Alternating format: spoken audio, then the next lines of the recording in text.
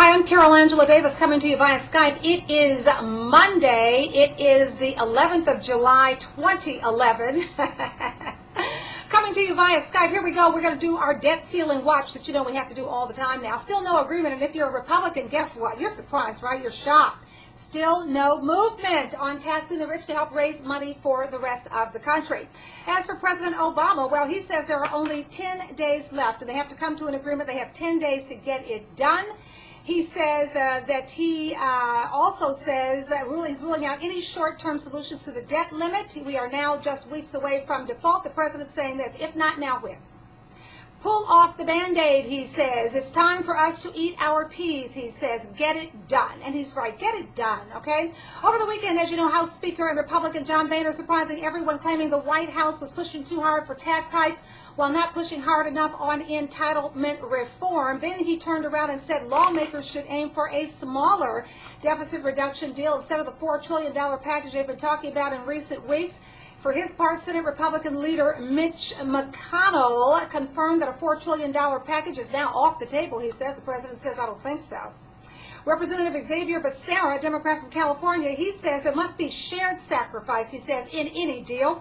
This is Treasury Secretary Timothy Geithner reiterated that failing to negotiate a package to raise the debt ceiling by August 2nd will have catastrophic consequences for our economy. And maybe that's not so bad, because we got the rich have to come in line. All right, let's move on. Meanwhile, Republican presidential candidates, Michele... It's just amazing how people who think they can be president of the country. Meanwhile, Republican presidential candidates Michele Bachman and Rick Santorum are trying to clarify their position in support of this pledge. Get this, folks. The pledge contained a controversial preamble suggesting that black children who were born into slavery had better family structures than black children now. Yeah, Michele, and you know what? All I can say is knock, knock, is anyone home? Trust me.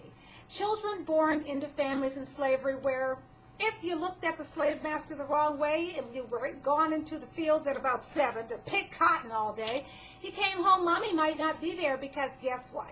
She may have refused the advances, let's say, of the slave master who then sold her to another state, plantation in another state. Or maybe the daddy, who was a great producer and a great worker, well, I guess the slave master just didn't like him, so he just sold him. Guess what? Rick and Michele, no. Michele Bachman, let's be clear, no.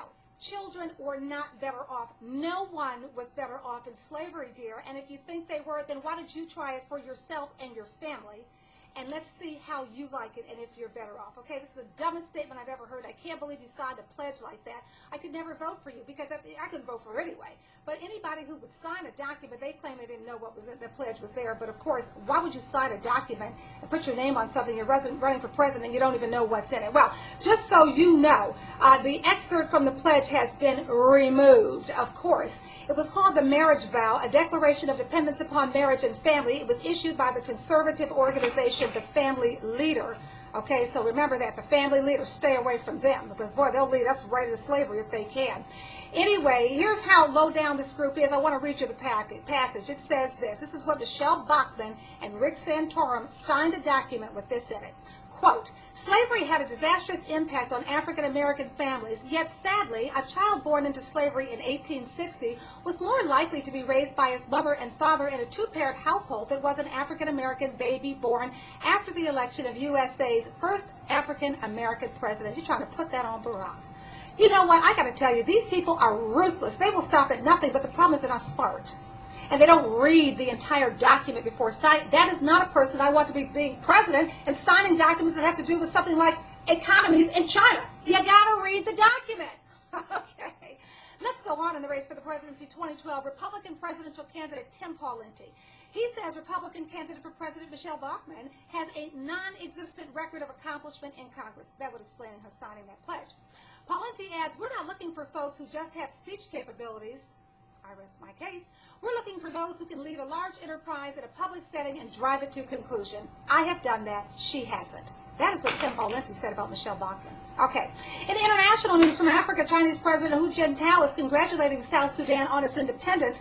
The president of China also promising strong ties between the two countries. For its part, China is a major buyer of Sudanese crude oil. South Sudan is where 75% of the old unified Sudan's oil reserves are.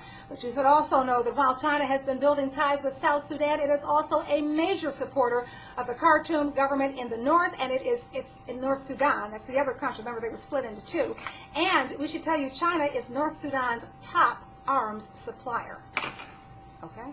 From Australia, that country plans to close some of the country's biggest polluters and has pledged billions of dollars for renewable energy projects. It's all part of a government rollout of one of the world's largest national carbon pricing plans. Australia uses a lot of coal-fired power. It accounts for some 75% of electrical output there in Australia, and that, of course, makes Australia one of the world's largest polluters per capita, so they do have to get that under control.